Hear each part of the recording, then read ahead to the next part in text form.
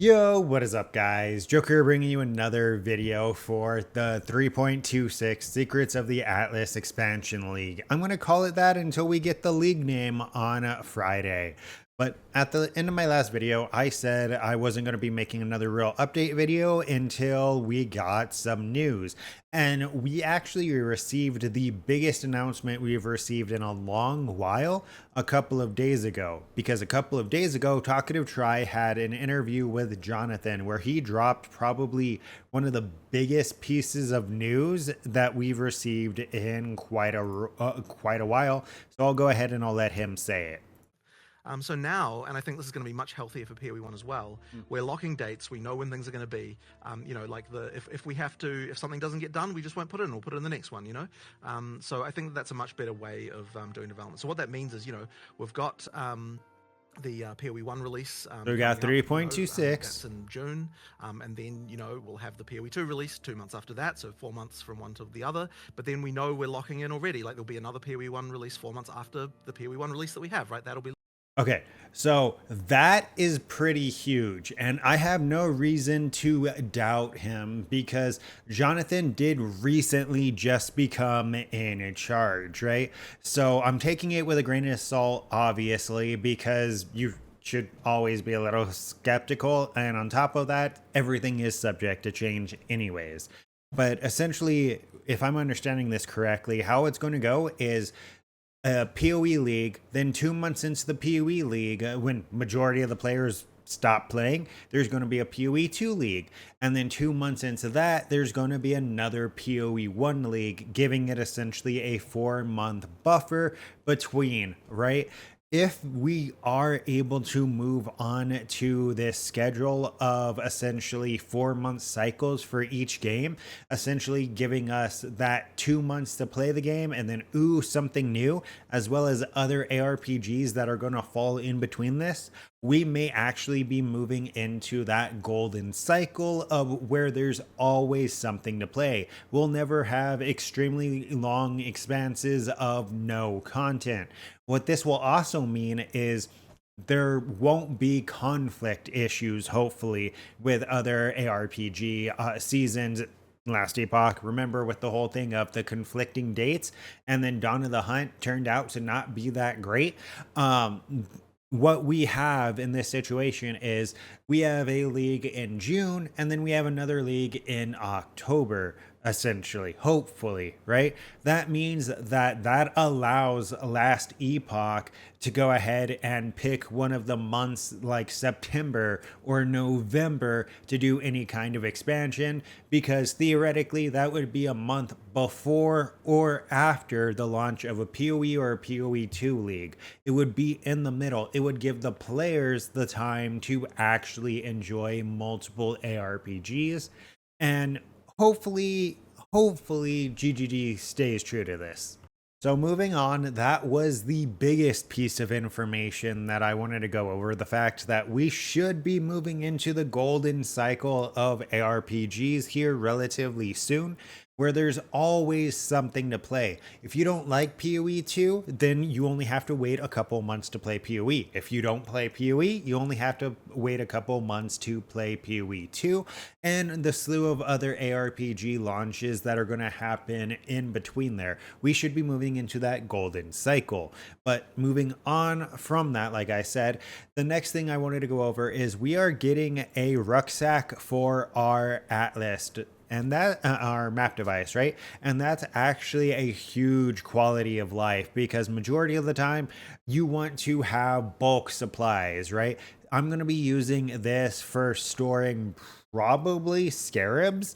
That way I don't have to go to my stash that much.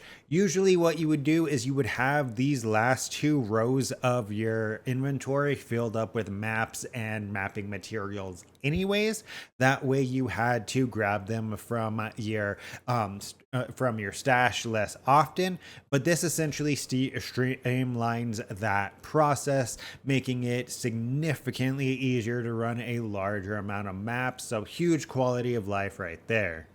I swear, I knew this was going to happen. That's why I waited to make this video. But somehow, after the video got rendered and I'm editing it, GGG decides to put out more information. Thanks, GGG. But no, for real, thank you. So, we got more news about Secrets of the Atlas. I'll let Mark say it. Hi, I'm Mark Roberts, Game Director on Path of Exile. In the Secrets of the Atlas expansion, we're not only improving quality of life, we are also improving various crafting systems. Various crafting systems are being improved, so that sounds like a good thing. Hopefully it's like a harvest buff. And adding some new ones. You'll have to join us for the live stream on June 5th to get the full deep dive into these additions. Imagine if he just ended it right there. But let's take a look at an old crowd favorite that's returning, as well as 2 new ones that interact with existing item mechanics. In 3.26 we'll be bringing back the Veiled Chaos Orb. Both failed currencies will now exist. Additionally, we're adding Exalted Orbs that apply Shaper Influence and Elder Influence. Okay, so a couple of things here. I could have swore that Veiled Chaos still existed. I don't have memory of them being removed from the game, but I guess at some point in my not paying attention in the last year, they got removed, but they're being re-added. And then we're getting a Veiled Exalted Orb that removes a mod and adds a Veiled mod. Veiled Chaos rerolls an item, adding a Veiled mod. So really strong with the bench crafts. Because you could do like, can't do prefixes, can't do suffixes, can't do attack, can't be. So crafting should be overall easier as long as these currencies are accessible. But the other thing is the Shaper and Elder Exalted Orbs are huge. Not only for crafting, because Shaper and Elder mods are really good individually. And this makes those items significantly easier to craft, because normally what you had to do is you had to find like the right base that had, and then you'd slam influence onto it, and then you'd re-roll it with harvest until it turned into Shaper or Elder, or you would have to go ahead and just farm Elder or farm Shaper until the right base dropped from them directly, right? It was fucking annoying.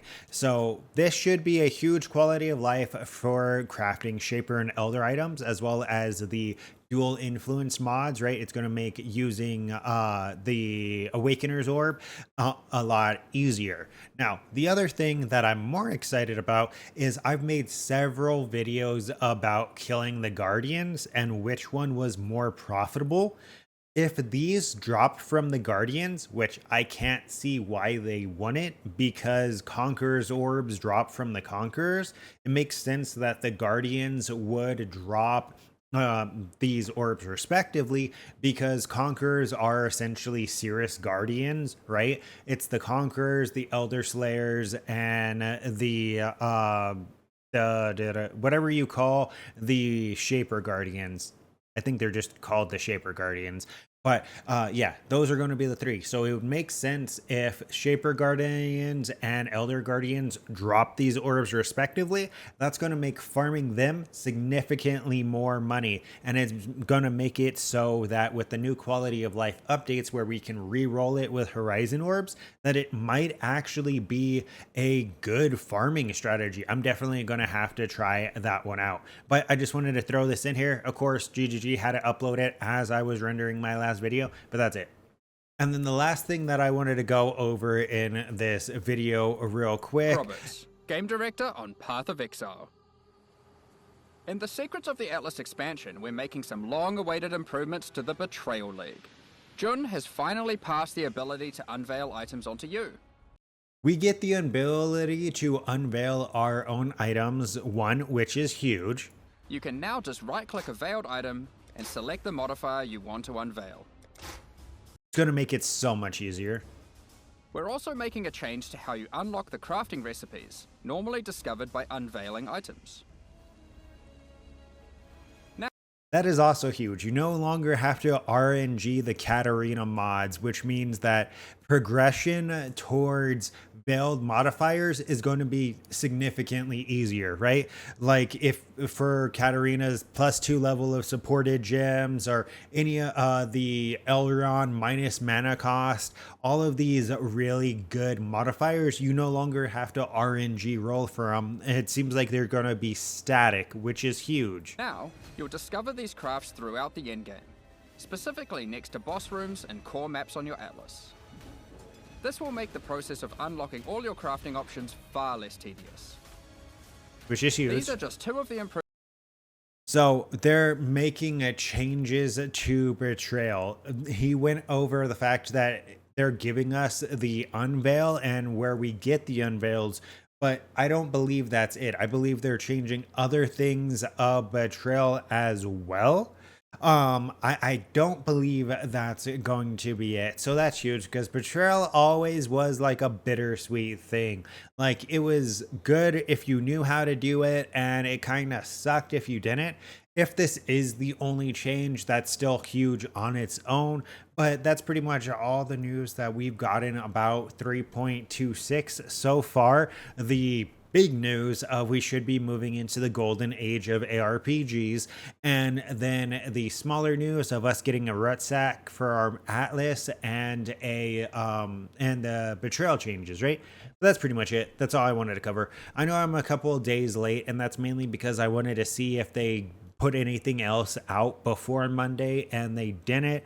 So if anything else big and important comes up, I'll definitely make another video, or I may just do like small chunks. Every time they put like 3 or 4 teasers out, I'll do like one video. But yeah, that's pretty much it. I'm looking forward to 3.26. I'm looking forward to 4-month cycles.